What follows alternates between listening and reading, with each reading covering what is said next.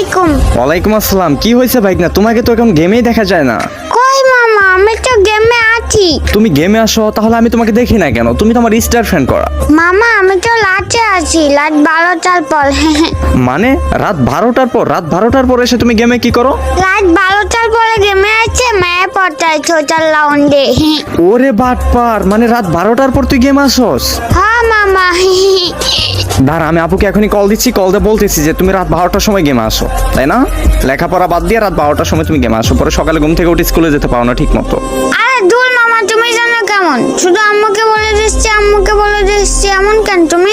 ওই কি আমার ধমক দিয়ে কথা বলোস? মামা মামা সরি মামা, সরি মামা, আমি আর কোনোদিন করবো না মামা, প্লিজ। ঠিক আছে, রাতে লুচ্চামি করার জন্য গেমে আসো, তাই না?